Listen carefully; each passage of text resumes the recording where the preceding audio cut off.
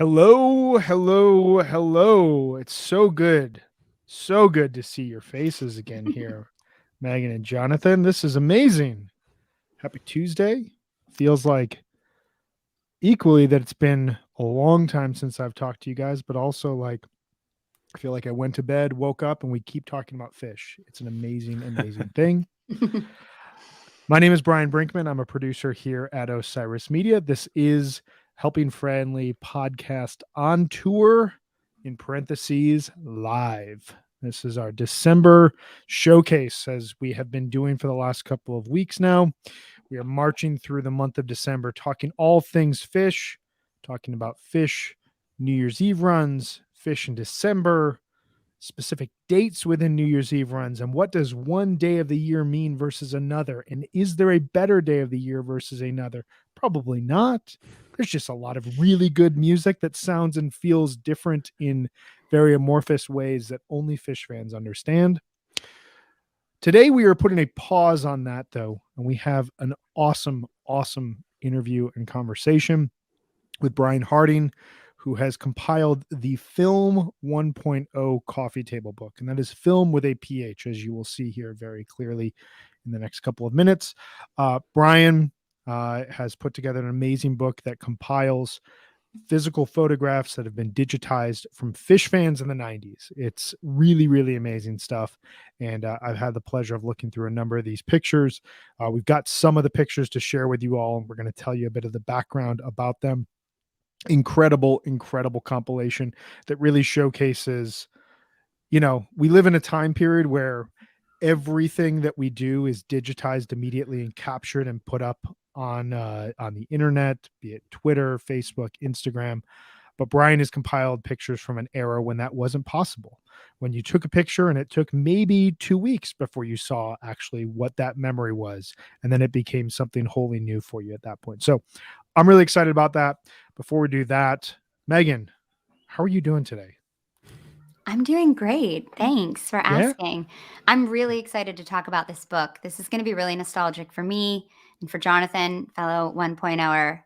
And I miss Yeah. those days when you actually had an experience and it was yours and you got to hold it and think about it without having to feel the need to share it with the world right away.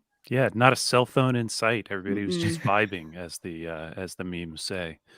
We Yeah. didn't need Jack White to take our phones from us as we walked into a venue. It just Yeah, I left it there on the was no wall at need the for a house. phone. Right. Yeah.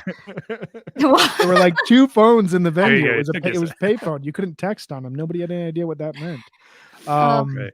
good old days. Yeah, it's exciting. It's yet again another opportunity for me to live vicariously through the two of you that had spent so much time seeing fish in the 90s. It's all just a distant memory of a past life that I may or may not have lived. Who knows? I hope you did. I hope I did. I want to believe that I did. Before we do all that, though, we do need to tell you all about our presenting sponsors. Our first presenting sponsor is Shift Genuine Cannabis. Thank you, Shift. As always, thank you, Shift. We're back. We've been back for about 2.5 weeks, 3 weeks. I don't know. I've lost track of time at this point in time. But HFPod on tour, this is such a great, great thing. And Fish is almost back. They're going to be playing here at MSG in just a couple of weeks. And you know what goes great with HFPod on tour as well as Fish's New Year's Eve run? Does anyone have a guess? Anyone out in the comments section? Cannabis.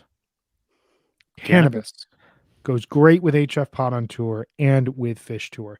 HF Pod on tour has been and will continue to be proudly presented by Shift Genuine Cannabis, which is based and sold here in lovely Colorado. Back in July, we all went out to the Shift Ranch. It was amazing. We toured their grow. We got to learn a ton about what goes into the process of growing their cannabis, of cultivating it, of getting it all ready for you to consume. We talked to an amazing scientist who was able to clone different varieties and different strains of marijuana, which was just wild to see, to give you the purest variety possible. And we got to really see the care and attention to detail that Shift puts into growing their flower. Shift sells flower, pre-rolls, cartridges, and concentrates. Please visit shiftcannabis.com to learn more. Megan, are we sponsored by anyone else here today? Yes, we have an amazing sponsor in section 119. They are an apparel and accessories company started by some fans, and they have lots of apparel for Fish, for Grateful Dead. They even have some David Bowie, some Pink Floyd. I even saw some Jerry Garcia band merch on there today, which is pretty. That's new. That's new. That's new, I saw right? that. Pretty cool too. Pretty Yeah. amazing stuff. They make really great stuff. And they wanted more than just a t-shirt to kind of show their appreciation for their favorite bands. And now it's just become this incredible company, and they're running their biggest promo ever right now. So you can score up to 30% off for the holidays. So you can visit section119.com to check them out. You can find super cool gifts for your wife, your husband, your brother, your dad, your dog, your best friend, or treat yourself. So that's section119.com. And on your way out, please let them know that your friends at HFPod sent you, so you can take the post-purchase survey on your order confirmation page. Thank you, Meg. And yeah, treat yourself. It's been a hard couple of years, guys. Go get yourself a sweatshirt that has a Fish or Grateful Dead logo on it that feels like a hug. That is it. It feels like a hug. You deserve it. You do. deserve I mean, most of you. I mean, not that guy, but all the that rest. guy of over you. there. Well, we'll talk to him after the show. He's may got some deserve stuff, but everybody else deserves it. All right, we are going to go ahead here, and we're going to bring our guest on, Brian Hardin. How are you doing, man? Hey guys, I'm great. How you guys doing? Great. Doing Welcome very, to the very show. well today. Thanks for having me on. I appreciate it. Thank you for taking some time and hanging with us here today. How's everything going? You're in Durham, North Carolina, correct? It's great. It's beautiful. It's sunny, and it's Durham as usual. These are all good things. Durham as usual, sunny, beautiful. This is all good stuff. Well, Brian, we wanted to thank you so much for taking some time and talking with us. I'm really excited to share with our listeners out there some pictures from your upcoming book here, Philm 1.0, the coffee table book. It's going to be amazing. Before we jump into that, we wanted to get a sense of who you are as a Fish fan, how you came to this crazy band, what some of your favorite shows are, and kind of what led you to creating such an incredible artifact of Fish fans in the 90s. So tell us, how did you first hear of Fish? What was kind of your first tape? How did this all get started for you? So, man, I was in junior high, which is, I'm 39 now, so it's like the mid 90s, I think. Anyway, I think 94, 95. It's a weird story. My best friend still to this day, his cousin is John Fishman. So we heard this band called Fish. We had no idea who they were. We were just kind of like into Guns N' Roses at the time, so we couldn't care less about any other band. And someone got the tape Rift, and we just kind of passed that along to each other. And like Rift just like kind of like blew my mind. I think the first song that sold me was probably like my friend. And just the imagery and the art to it just was so fishy. Of course, I didn't know it was fishy at the time, but it was just this feeling, which is now I understand is fishy. So I just listened to that tape over and over again, and eventually we went to our first show, which was 10/26/96 in Charlotte, North Carolina, which is a pretty good show. Really good show in the sense that Trey dedicated a song to Jason during that show, which is my best friend. So I thought every show was like, oh, Trey's gonna like dedicate a random song to like a person to do the show with. So that was like a really like kind of spoiled treat to start to get into Fish. But I went to shows after that a lot. I never did a lot of touring. I never was really of the age or of the ability to like tour, but I've probably seen, I don't know, 25 or 30 shows, which is on the low totem for real fish heads, I understand. But I kept going, and the latest show I saw was Gorge, and I love them. They're my favorite band still. Nice. It's cool when people stack up the big numbers, but it doesn't mean you are less of a fan to only see them, once or twice a year. Yeah. Life is what it is, and if you're making space for it, then that shows you're committed, right? 100%. Well, So where you're located, every time Fish comes through, it's like you're seeing 3 or 4 shows, because every like Atlanta, Charlotte, Raleigh shows seem to just be on another level. So you're seeing good stuff down in that part of the country as well. For sure. I think so, for sure. Yeah. Rift was my introduction to Fish too, so I have a special place Same. in my heart for that album. Yeah? I didn't know that. Yeah. Ryan. Awesome. Huh. I had a friend in Yeah, some people say that freshman Rift is year the fishiest Hotspot. album. Go ahead. I love the album. Yeah, I Yeah. mean, it's got a lot of it's heavy Tom Marshall content, right? And Yeah. and then just the interconnectedness of the art as well, as which you mentioned, Brian, and it has a lot to it. I got into them a little earlier, and some of the other. I'm more a Lawn Boy guy, but I love Rift too. I don't know who wouldn't. Absolutely outstanding record. Yeah, crazy good. Yeah, and it's one of those examples like much like the Grateful Dead, where the art just works with the music and everything just works in tandem with each other. And I think Rift just like really achieves that wholeheartedly. Yeah, it's a whole thing.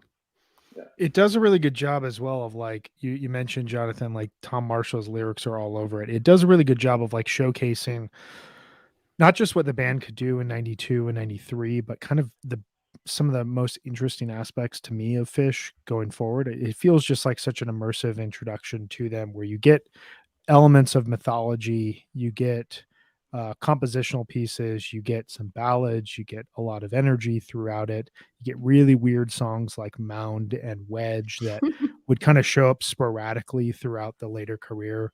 But then you get just like Horn, to me, is like one of the most standard great, like you could put that song on any FM rock radio and it just sounds like mid 90s rock, but like it's coming from Fish, and it's so well composed, and the way that the key changes by the end, it's just such a fascinating song. So you get a lot in that album that if you like that, walking away from that record, that's going to kind of give you an immersive experience to who the band is. Yeah, Horn is for sure my favorite Trey solo still. It's perfect. I was just listening to it Such while a good Brian was song. talking. I heard that in Charlotte actually, maybe 2019. I think they played Oh, that yeah, in Charlotte. Yeah, at that that was show, an yeah. awesome show. Yeah, and Yeah. they played Amazing Horn, show. and I just like freaked out. Yeah, that was such a A good little- show. A little quick fun fact about that show, if I may. Please. Yes. You know how everyone says that Trey like looks at them at some point? It's like a thing. Yeah. Yeah. That show was when Trey finally looked at me during Jibu. I swear to God, Wow. he had like a 10-second Nice. tractor beam. Yeah, so I finally experienced that in Charlotte 19. You locked Very cool. eyes with the man. Locked eyes for a second. Yeah. That's amazing. It's all it Well, takes. yeah, and that Charlotte show was like, that's kind of like what I was saying earlier. Like when they come through the Southeast, they seem to Yeah. just play with this renewed energy, and It's a vibe for sure. it's a definite vibe. There's like something's thrown down in like a more aggressive way where the band just like they show up to those venues and they want to almost prove a point, and you think about Yeah. those cities were the first cities as they were kind of making their way out of the Northeast. They were coming down Mhm. south and like targeting Atlanta. And where do you go before Atlanta? You go, DC, you go Raleigh, Charlotte, Atlanta, and like that whole work up to Yeah. this like kind of southern oasis where if they could get that, okay, now they have the entire eastern seaboard of fans that will keep coming show after show. I don't know, there's just something about it that they always sounded like they had to prove a point, which I liked. Yeah, for sure. I'd just like to put out a plug for them to come back to actually DC again, please, someday. Yeah. Thanks. Yeah, they Is never Meriwether's played not there, close huh? enough? Doesn't count. When was their last DC show? I can't even think of it. 99. 99? Yeah. Wow. Yeah. Whoa, 12, that's 15. crazy. Wow. It's a good show. Not that Back they there. played that many DC shows prior, but that was the last one.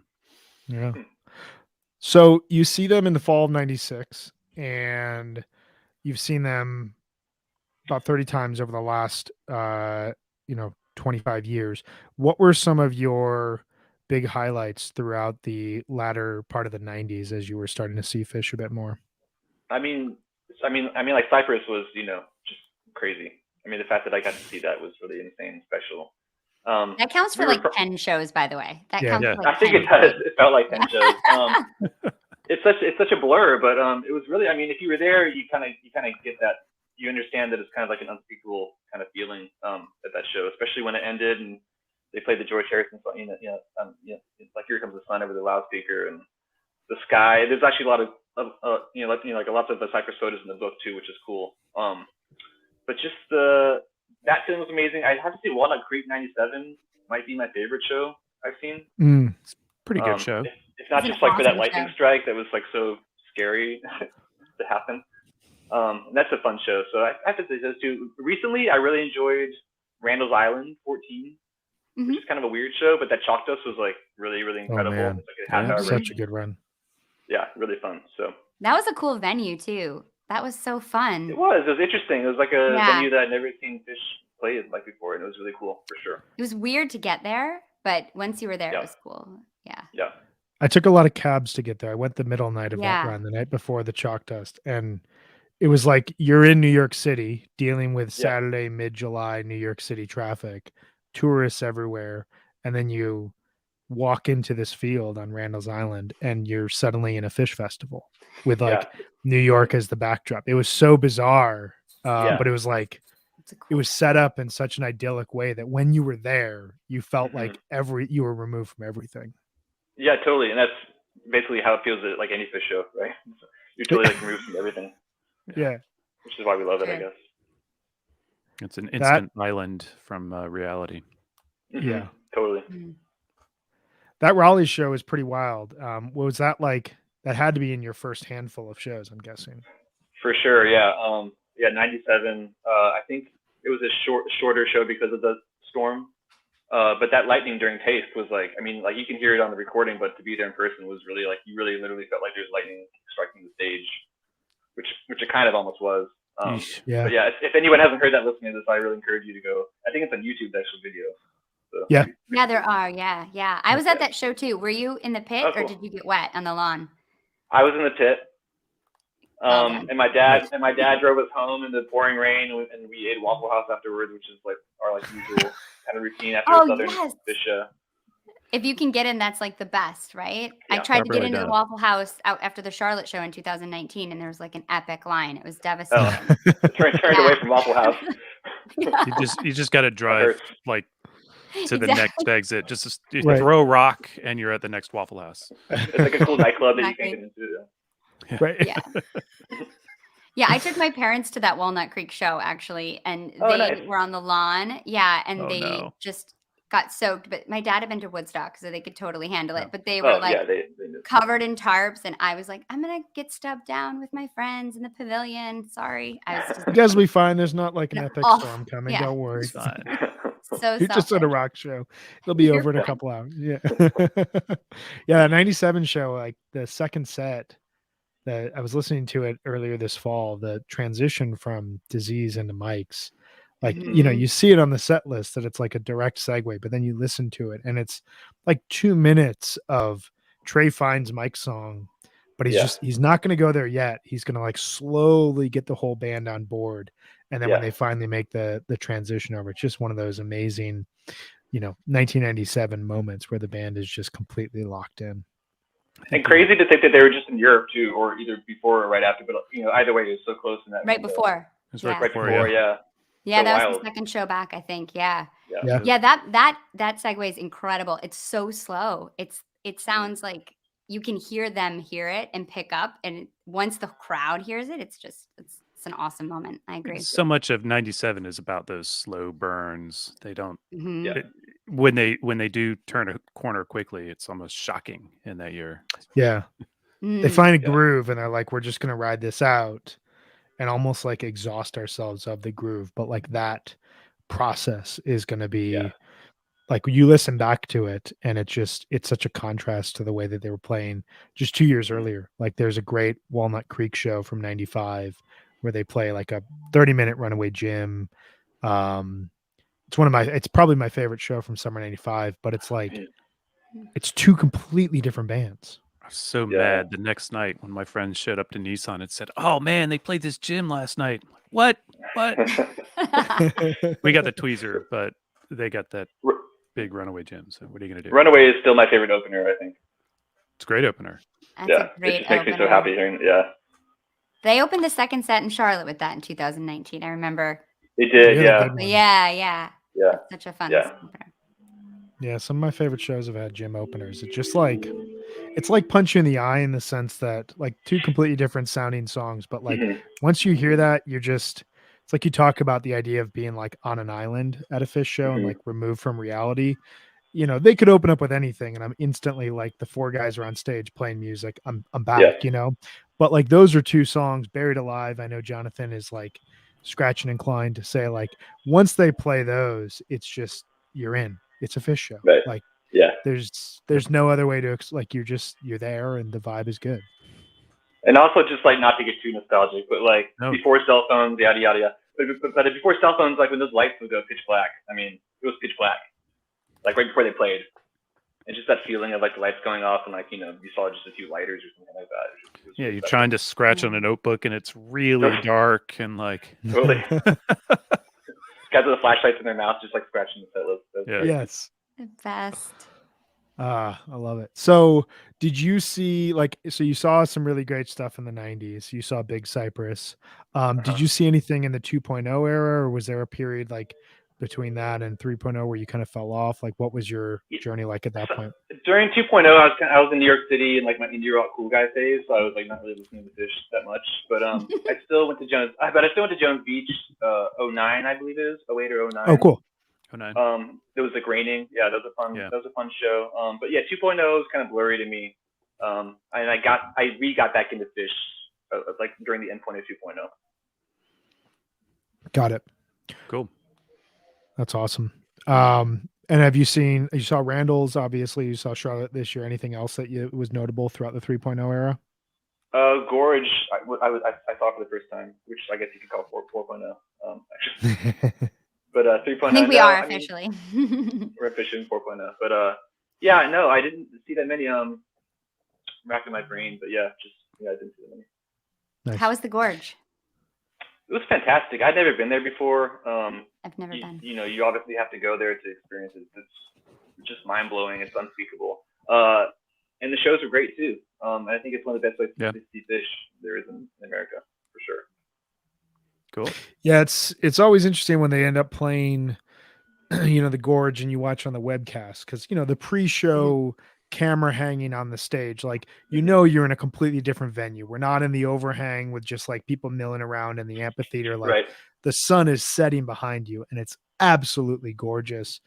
But when you're there, we were talking about before we went live, like you walk up over that hill, you know, the entryway kind of just hides the, you know, magic of the venue up until the last moment. You come over and you crest at the top of the lawn, and it's just the Columbia River behind, like all in front of you, and this like tiny little stage right down at the bottom of the hill. Yeah, just unreal. Yeah. And it's so great to go from the pit to the back to the pit because you're kind of seeing what it looks like from far away. It's just this kind of like spaceship in the middle of this like gorge, and but also the pit's also fun too. But it is concrete, which is kind of annoying. But other than that, it's great. Yeah, it's a good spot. Plus camping, and the camping's nice, and Plus camping. it's essentially a festival with no rules for 4 or 5 days. It's unreal. I will say no rules. I will say that security was very hardcore at this last gorge. Oh, were they? Yeah. Interesting. Interesting. Yeah. Get out in the middle of nowhere though.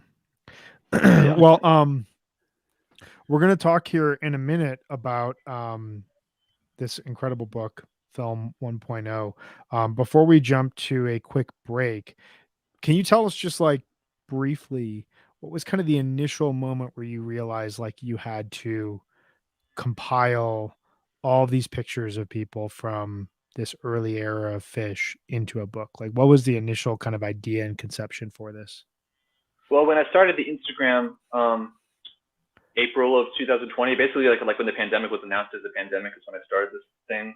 I kind of in the back of my head wanted it to be a book eventually. That was kind of my dream. And then Greg from Section 119 approached me 2 months into the account and came up with the idea of having a book, and I was so psyched that someone else kind of got it. So from there on, it was just created. And then, Love it. Another That's COVID amazing. COVID creative project. It's like the good aspects of the last 2 years is like people came up with ideas like this and just like went forward with them. Yeah. Completely. I thought your Instagram page had been around a lot longer. I love everything on your page, and I guess I feel like I've been looking at it for longer than. Yeah. I think the first post is like April 2020. Yeah. Wow. Well, that's Wow. like 10 years ago at this point, isn't it? Exactly. It absolutely feels like 10 years ago for sure. It really does. What was the creation of the Instagram account? Like you needed something to do during COVID, or like what was it? Yeah, I think so. I can't.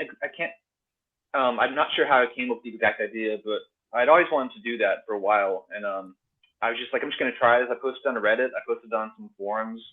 The response was actually great. A lot of people sent in photos pretty early on, and then within that, the people started to kind of respond to it. Very cool. And I think it's a cool niche thing that people want to see these old photos. Most of the photos are unseen, which is cool too. Mm-hmm. So Did so it's like fun for me too. It's really fun for me to see these photos every day that I've never seen. when you kicked it off, were you working out of your photos, like from you and your friends, or were you strictly working Yes, with stuff you sourced like from elsewhere? sadly enough, I didn't bring a camera to any shows. I didn't Yeah, even think same. about it. Yeah, I didn't Which either. That was like never not what we crossed my did mind. in the 90s. A lot of, Yeah, I I don't know, mean, I didn't. our friends, like I think like 8 of us went to Big Cypress. I think one friend had a camera, so there's some photos of that we took. But other than that, I have no documentation of my experiences at all. Yeah, I have like 2 pictures from Big Yeah. Cypress, and they're both of my daughter, and that's it. There's just like, That's and cool. maybe a few pictures from Disney World and we went to beforehand, Right. and like nothing from the shows. Well, And it was different because we really had nowhere to share it. There's no, social media. Mhm. So if we were taking a camera and it was either for a photo album or like just for our own pleasure. So it's rare that people would. And plus, I think you couldn't sneak those things in very well. I think it was like kind of the big deal if you brought yeah, it like had to be a little Yeah, a mirrored camera. pocket camera to disposable one, your. right? Yeah. Yeah. And then you had to So carry it around. Yeah. I yeah. don't have a So single photo of me in a show in the 90s. Like, that's great. wow. Only So when I went to Europe, I took camera there and I took photos you there, went to but I Europe? didn't. Yeah, in Oh 96, but wow. I didn't Cool. do any in the States. I think I have some like lot photos that I've like ripped up because I was mad at my ex-boyfriend or something, but I don't have any photos. Yeah, I'm the So same way. I went to a bunch of shows, dead shows even in the 90s, and yeah. there's I think I found one set of pictures last year of me and my people I met in Oakland in 95, and that's about it. There's almost Right. no pictures of me at shows. So Well, massive shout out to all the photographers because that's the reason the book exists, and I just want to thank Huge. you for taking the pictures. it's like a community photo album here. Yeah. Exactly. I think that's why people are going to be so excited about it Hmm. because we Me don't too. have a lot of photos of that. Yeah. No. And it's almost like seeing pictures from that era. Like I'm going through this right now I went to college in the early 2000s, and like camera phones were just becoming a thing when I was like Yeah. midway through college, but like iPhones didn't come out until right after I graduated. And I had a friend who just sent all of our college friends like a Google file folder, and it's got like 350 pictures that he took throughout our time in college. And it was the same Yeah. type of thing. Like it just didn't occur to me to bring a camera anywhere because you'd Right. have to Yeah. like Mhm. actually hold it. You weren't putting it in your back pocket. You weren't like, it wasn't your phone, which has like everything on it. So it's just like Yeah. another thing you'd bring with us. Mhm. And I'm looking at all these pictures that are like, it's me and it's my friends, but it's all Right. memories I've forgotten and like Yeah. don't have, somewhere online that I've looked at over the last couple of years. It's a really, I don't know, we're going to get into it here in a sec, but it's a really Yeah. amazing service I think that you're offering. Before we dive super deep into film, and for everyone out there who's listening, we're actually going to share some of these pictures that we're talking about, because talking about pictures without actually seeing pictures, it's kind of like talking about music without listening to music, which is great on a music related podcast. But before we jump into our discussion here and our larger kind of showcase of Philm 1.0, we want to take a quick break and highlight our presenting sponsors once again. Shift, we want to tell you once again, here is Shift Genuine Cannabis is presenting sponsor of HFPod on tour. They are based and sold in Colorado. Shift sells flower, pre-rolls, cartridges, and concentrates. Please visit shiftcannabis.com to learn more. Megan, who else are we sponsored by? The amazing Section 119, which we just found out about, connected with Brian to get this book published, which is so cool that they're doing things like that and bringing things like this to our community. And right now they're running their biggest promo ever, and you can score up to 30% off for the holidays. You can also pre-order Brian's Philm 1.0 book like I did a few weeks ago, and it will be here, I think, within the month, right? In January sometime. So visit section119.com to check them out. And That's section119.com. We'd also like to tell you about our friends at Sunset Lake CBD. Sunset Lake CBD is a farmer-owned business that ships CBD products straight from the farm to your door. For years, Sunset Lake was a Vermont dairy farm producing milk for Ben & Jerry's ice cream. And in 2018, they diversified and started growing hemp for CBD. They have products for everyone. They have pre-rolls, hemp cigars, hemp flowers, as well as tinctures, gummy, CBD coffee, crafted to help with stress, aches, and pains. Sunset Lake CBD saves you money by shipping high-quality CBD products directly from their farm to your door. So visit sunsetlakecbd.com and use promo code HFPod for 20% off your purchase. That's sunsetlakecbd.com, promo code HFPod. And they work. It's good stuff. So we're going to get into this here. Before we jump into showcasing some of these pictures, Brian, can you walk us through? So you start the account in April 2020. You start reaching out on Reddit, on other forums, I'm guessing Twitter, Instagram, just to get kind of the word out that you're putting together this project. As people are sending in pictures, like what are your asks? What are your requirements? Like what's your process to determine that a picture is going to go in the book? Well, so I'll start at the Instagram. People would send in photos on the Instagram, and they just had to be 1.0 and they had to be filmed. That was my only requirement. And then once the book idea came, I had to go back and look at all these posts and kind of curate and pick which ones I wanted.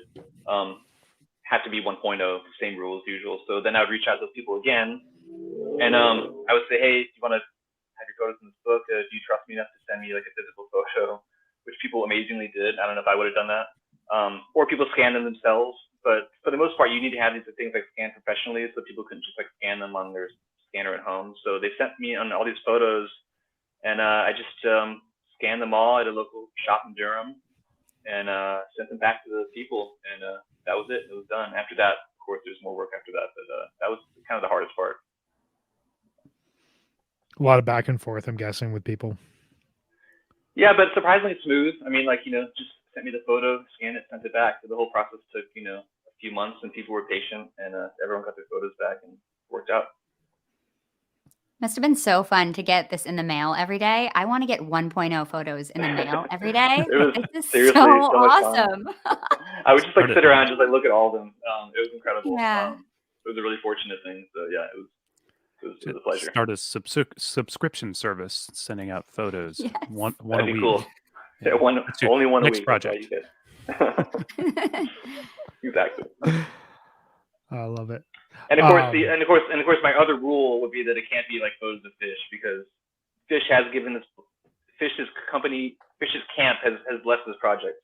But I obviously can't use like close-up photos of like fish and like the logo of Fish, which is totally cool. So the other rule is that it just kind of has to be the vibe, the scene, people, things like that. So just a warning: if you're looking for a book that's full of close-up shots of Trey on stage, this is not the book, but it does have a lot of amazing photos. Some of you've seen on my account, and most you have not seen on my account. So. Oh, cool. I think that's a fair warning to folks, but we all know what they look like, and there are there's plenty of pictures of fish out there. This is cool. This is like you dragged 1.0 out of the memory hole, and you're putting it, it's definitely like a virtual reality experience on pages. So it definitely, you could smell the book. It's like anthropology, this is like a study of a time, a moment, a moment, a movement, a group of people. I think that's super cool. Yeah. To have that kind of a place where that's kept is pretty magical. Yeah. And that's more so what I've become fascinated with the past few months, is more like the anthropology of the dead and fish, and just like the scenes and things they created, and, can like-minded people gather and be cool and chill and not violent, and everyone's happy, and that's kind of a cool thing for me to study. So that's what this book kind of focuses on. It's just that kind of like positive vibe and atmosphere. Did putting this together like give you any new insights or revelations about the fish community, as like how it's evolved or what it was 20-30 years ago? Like what do you walk away with? I think I realized that it was even more of a community than I understood, because during 1.0 I was like in my early teens, so I really couldn't like go to Europe or like go to some festival or like tour with them. So for me, it was kind of an insular, like my parents would take me. We'd go to the show. We'd come back. You know, I wouldn't like hang out on the lot or like, you know, do drugs or something with my parents. So, you know, realizing that this was a very communal thing and people like knew each other. People would DM me still and see a photo of like a random person, like, oh, hey, that's Steve. I knew Steve from '95, or like they'll connect with each other through the photo, and like just that kind of stuff trips me out. So that's kind of what I realized was much more of a communal thing than I even realized. Yeah.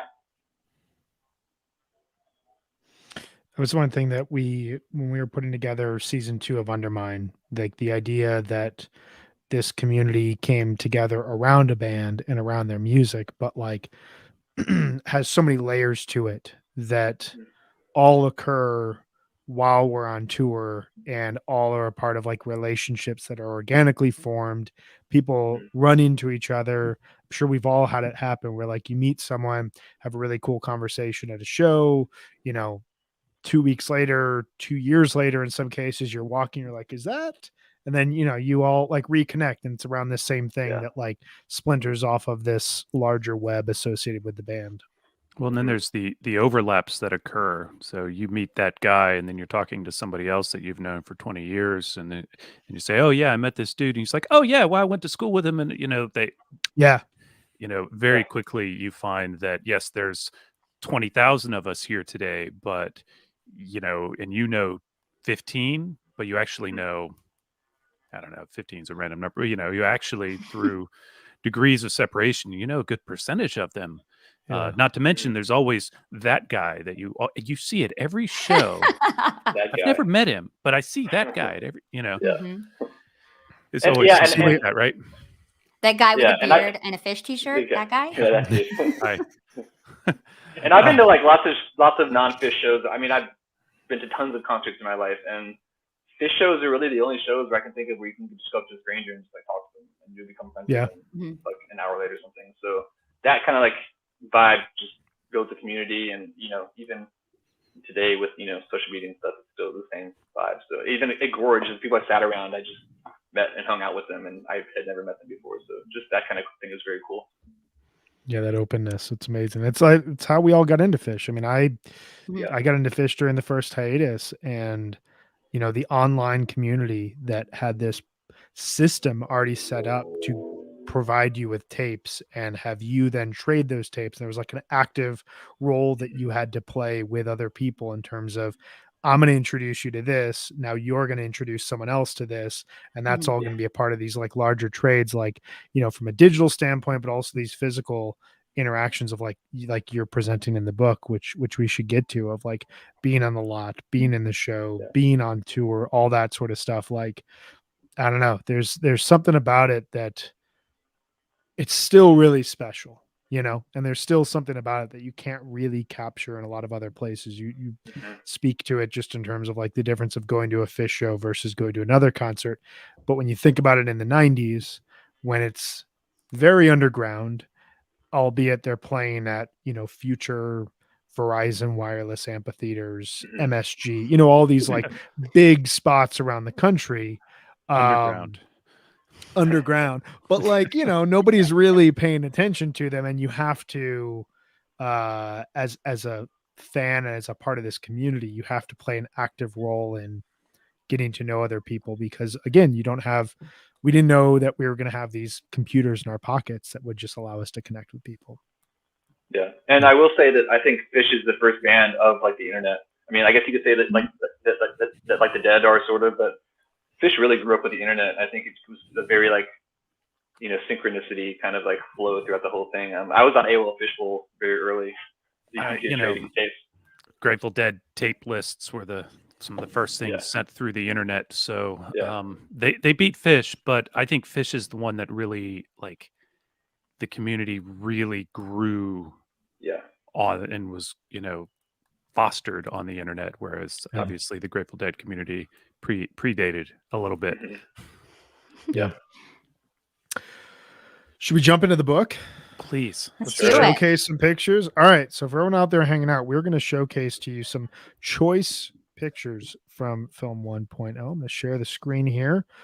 Brian, you got the reins if you want to walk us through and tell us a little bit about what we're looking at. sure. So this is the cheesy slide I made to introduce it because I wasn't sure how to make it. It's all right. The yellow just gives away. This is what it is. Yeah, totally. So this is Big Cypress. This is taken by a guy named Brian Blatt. He's awesome. He submitted quite a few photos for the book, and to me, this is just kind of like is what a fish show feels like. Just like this It's crazy. certainly, I mean, it's certainly what the morning after Big Cypress felt like. Yeah, and that sky just is like so incredible and stuff. So, and just for example, like the things you see that are a vertical picture, that's like a whole book. Like that's 1 page and 2 pages. So there's a lot of like cool stuff going on in the books too. So Brian Blatt, shout out. I like the shirt. Hey, you never know. Also a Brian Blatt classic. I'm 99% sure this is a great one. I'm sure someone will correct me in 5 seconds if I'm wrong. But this one really spoke to me too. And just like, this is one of those ones where I just look at the people individually and just kind of trip out on them, like just what they're wearing and, you know, who they come with. I just want to read everything on the car. I want to read everything on the car. Yeah, you could spend an hour looking at that photo. This one is Mike Kavanaugh. I wanted to show this because I did this thing where I asked people to submit just kind of random quotes or memories. So it's a whole like fishbowl of like quotes I have. So this is one of them from a random person, and I just thought I kind of fit the picture. That is Big Cypress 2. I think so. Do we have context for the quote? I don't think you need it. I think it's all right there. I mean, honestly, like I get that. Like, you know, I feel it. Yeah. This is by a woman named Lois Weiss, who's she actually works for New York Post now. But she sent me like tons of Clipper Ball photos, which you can actually see a lot of them on my highlights from Clipper Ball on Instagram. But this is just kind of a cool panoramic shot and just kind of like looks really surreal to me. That umbrella is really beautiful, and I just it kind of shows what Clipper Ball is all about, in my opinion. I never got to go to Clipper Ball, but it's one of my favorite fish moments for sure. I like this kind of like backstage view almost, how they're kind of like you're not really in the thing, you're kind of behind it. It's cool. Yeah, totally. And she for some reason had access to lots of inner workings, so there's lots of cool like shots of like the tower and just like pre-show planning and backstage stuff like that. This is by John Kirby. I'm not sure what show this is at. I have it written down somewhere, but this is the guy in stilts.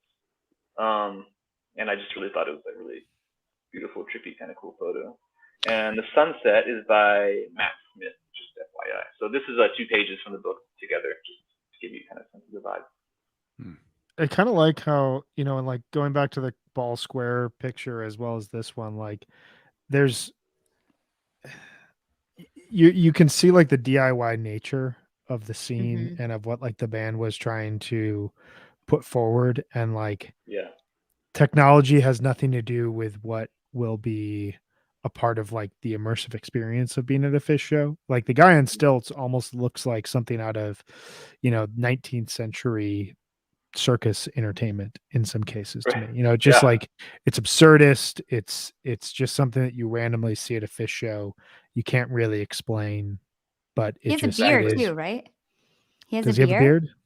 A beard. Yeah, I think he does have a beard. Yeah, he has like a beard in his hand. Yeah, he's taking a stroll on stilts. But yeah, like 100%. I mean, like just the fact that they would take time out to make these like little weird special statues and these like very homemade things, it just made these festivals so cool and special and strange. And you know, the bands were really doing that at the time. This is by Jason Graff. This is Big Cypress. This is some rocks with a sticker, but I just really like how it looks a lot. And it's like a cool gathering that they're having. As I'm sure if you were Cypress, you know that there was lots of cool, weird gatherings.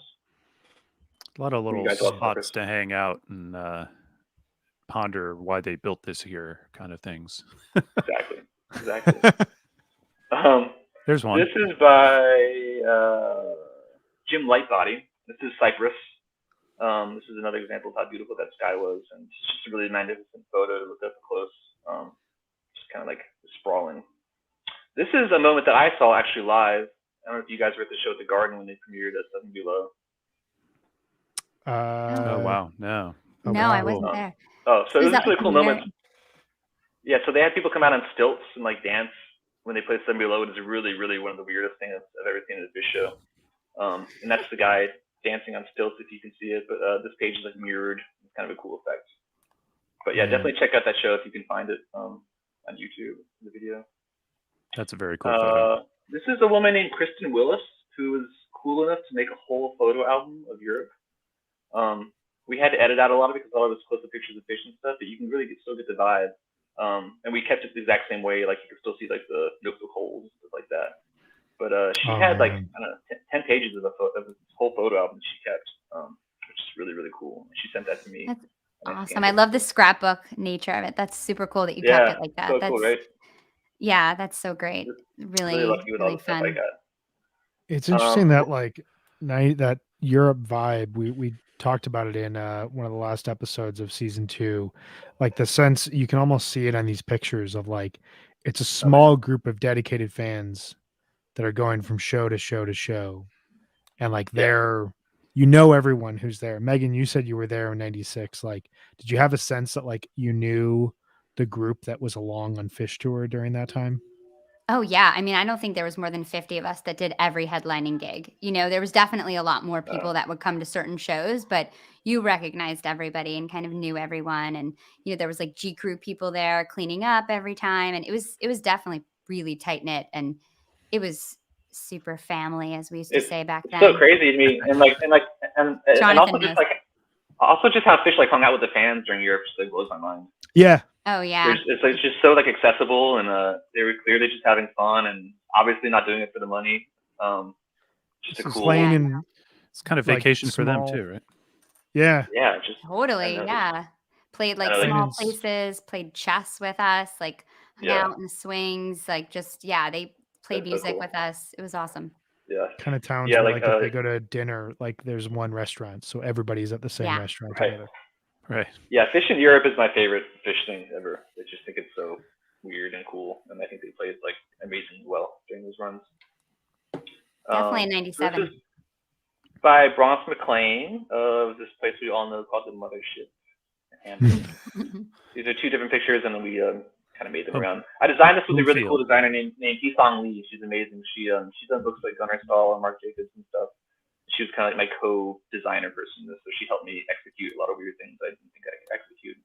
But this is a whole full thing, 2 pages, so it kind of gives you the impression vibe of that. Love that flying down I-64 shot. Oh yeah, so nice, so fun. And then this is a kind of cool example of there's also some kind of artsy pages in this too that are kind of dope as well. I'm not sure the exact show. I think this is Big Cypress, but Hee-Song and I just kind of combined some stuff to kind of like a kind of donut circle with some stuff in the middle. That's the highway for Big Cypress, and that's the show for Big Cypress. Oh man. So there's some of that too. Just cool like meditative pieces to look at as well.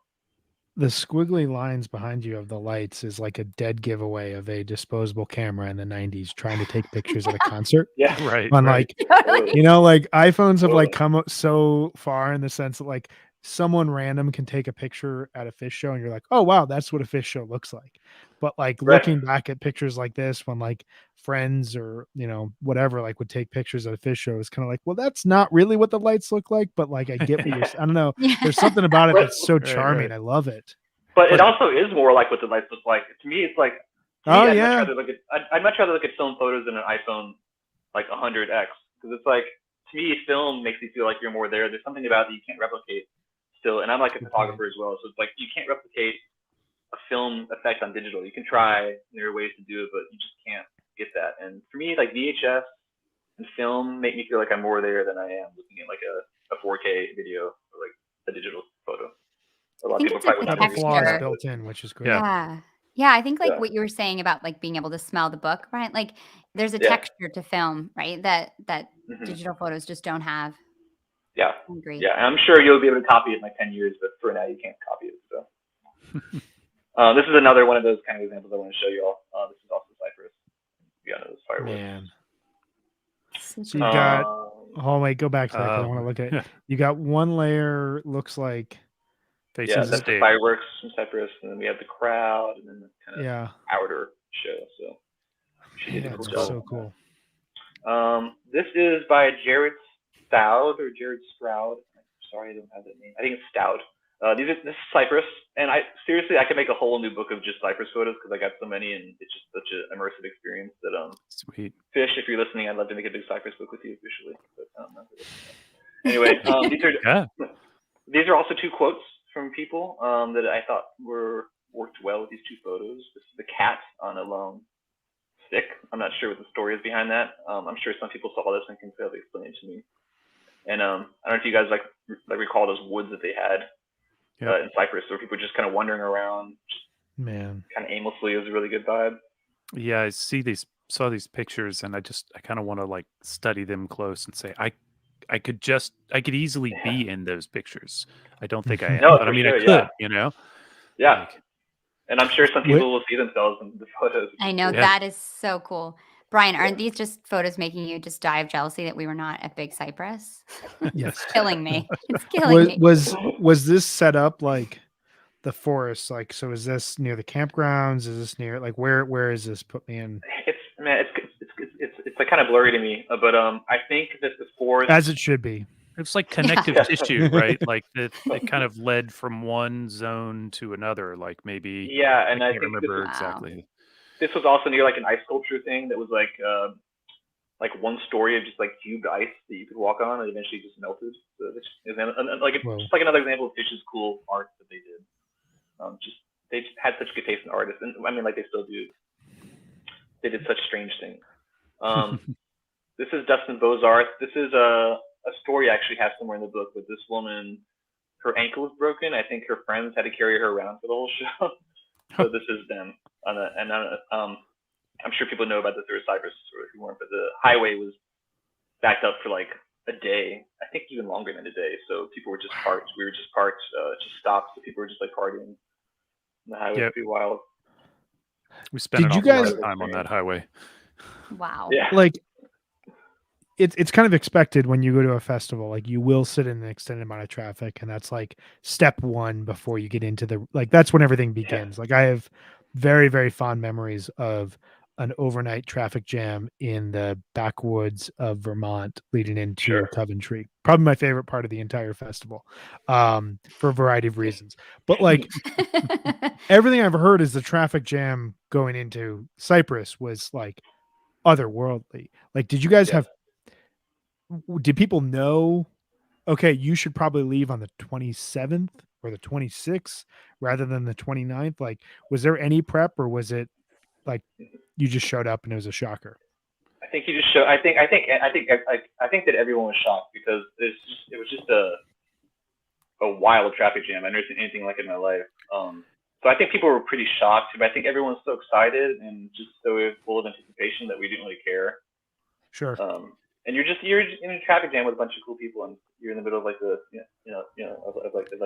Cyprus and Everglades. You could be in worse places in a traffic jam. It was Plus, you're about to go and see an all-night show. It was like an artificially created traffic jam, Mhm. right? So it was in the Big Cypress pod that Mhm. Osiris did. You know, they bottlenecked right at the exit, and so we planned for traffic. My wife and I, and we arrived from the west and got in. We were in line at like noon, and we were in the car until like 1 a.m. when we finally Wow. got into a spot to camp. Yeah. So noon and I on had like a the kid with 3-year-old you. in the car. Oh my gosh, Jonathan, Yeah. that's A 3-year-old girl, so she was not as excited about peeing on the side of the road as like a 3-year-old boy would have been. Yeah. And when we got to security and they wanted to look at my car, I looked out the window at the guy and I said, "If you wake her up, you keep her until she's asleep." Totally. Do not mess with this. Yeah.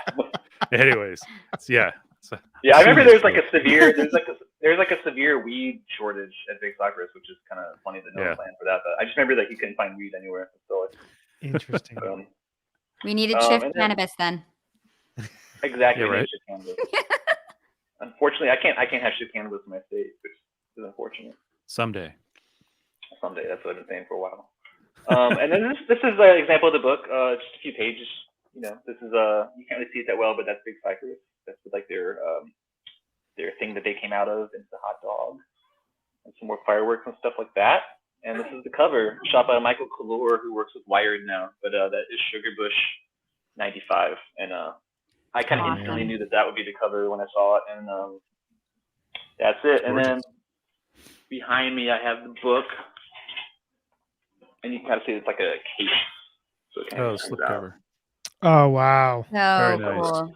that is Yeah. beautiful, man. It's sweet. Looks good. It's like 270 pages, so it's a big boy.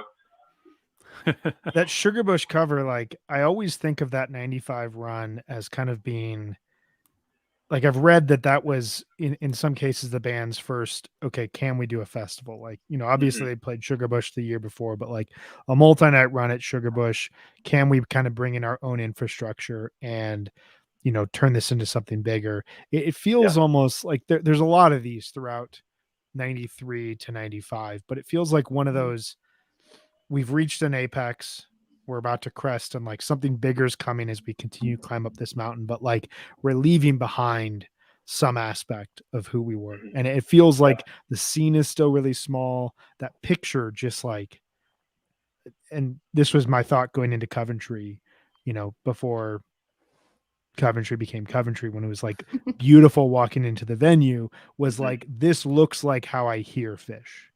Like it looks like what Gamehenge sounds when like they describe exactly the rolling green hills. And I'm still like a weirdo who like would rather listen to like crowd recorded shows of other Doesn't make you a weirdo. Nothing weird about that. No. I just No way. I'd rather listen to it on like a tape than like direct soundboard for some reason, but because that's just how I think of Fish, or hearing down those like Maxo XL 290s. You flip or auto reverse that? No, we don't have to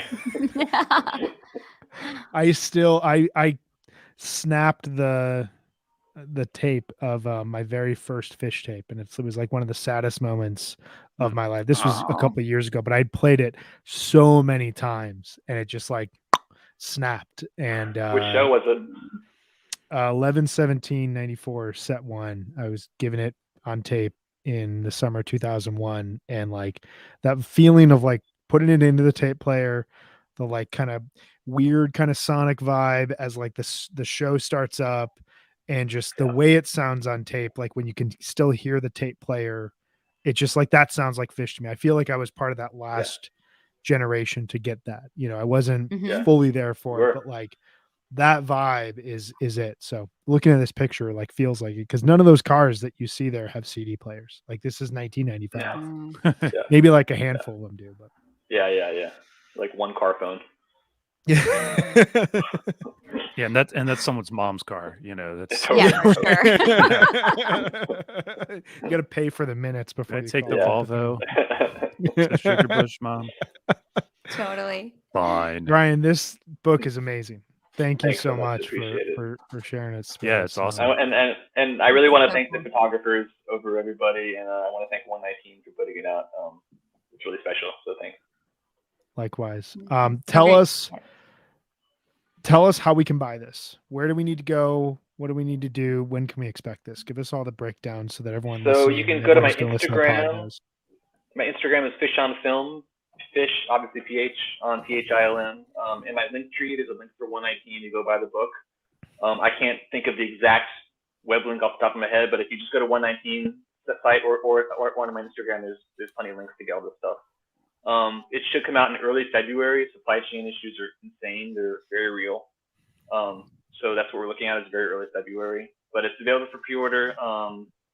And I think that's all the information that you might need for that. Yeah, that's section119.com. We're familiar with that URL, right? Yep. Everybody can find it there. I saw it not too long ago. Yeah. Well, Brian Hardin, for everyone out there listening, viewing, listening to the podcast as it comes out here a bit afterwards. And for everyone who's listening, I know that you just heard us spend 20 minutes talking about pictures, but I hope that I hope that it was as thrilling for you as it was for us, because I promise you these pictures are amazing. Brian, your Instagram handle, once again, it's Fish on Film, or is it just if I type in film? If you type in film, it should come up, but just type in Fish on Film, and that's the real address. And also, just really quickly, I'll be at Fan Art Convention on the 30th, right near MSG. So if you want to come say hi. Oh, cool, Yes. cool. Everyone, please go and say hi to Brian and thank him for this work. This is an amazing service. As people here who love the history of and talking about the history of fish as well as the larger fish community. I think that your book provides an amazing service to us as well as fans out there. It's a really, really special. Thank you so thing. much. Cool. Thanks for having me on. This is really fun. Yeah, thank you. This has Thank been you. great. Yeah, thank you so much. Cool. This was awesome. And we will be back for everyone out there listening on Thursday, December 16th, which is the 22nd anniversary of the last fish show in Washington, D.C. You see how I just turned that around to our Actually, start of the the Wow. day conversation? after the You're a day That's after. genius, podcasting. Brian. It's just That's a nice callback. podcasting. It's just podcasting. 3 p.m. Eastern, we will be talking about December 31st through fish history, which our private chat has been filled with pictures and jams and sets and amazing moments. And we're going to be going into that. Plus, we'll do a little bit of a deep dive into New Year's Day, just a little bit of a deep dive into fish shows on New Year's Day, because those are new and special things. Before we do that, though, we want to thank once again our presenting sponsors, Shift Genuine Cannabis. Once again, they are presenting sponsor here for HFPod on tour. They're based and sold in Colorado, where I am from, where I am happy. It is sunny. It is beautiful. It is gorgeous outside. It's amazing. It's December 14th, and this probably shouldn't be happening, but we've gotten snow once. I don't even think we got an inch of snow. It's been crazy this year. But Shift, amazing, amazing cannabis company, sells flower, pre-rolls, cartridges, and concentrates. Please visit shiftcannabis.com to learn more. Who else are we presented by, Megan? We also want to remind you that we are sponsored by Section 119. And right now they're running their biggest promo ever. You can score up to 30% off for the holidays. You can order Brian's amazing Fish on Film book 1.0 from Section 119. So visit them to check it out at section119.com. Awesome. Brian, thank you once again so much from the bottom of our hearts. This was amazing to hear about guys. the project, talk with you through it, and talk some fish. It's kind of what we like to do on Tuesdays. Heck yeah. Thanks, Brian. Thanks, guys. Appreciate it. Thank you so much. Thanks, everyone out there, for hanging. We will see you all back here on Thursday.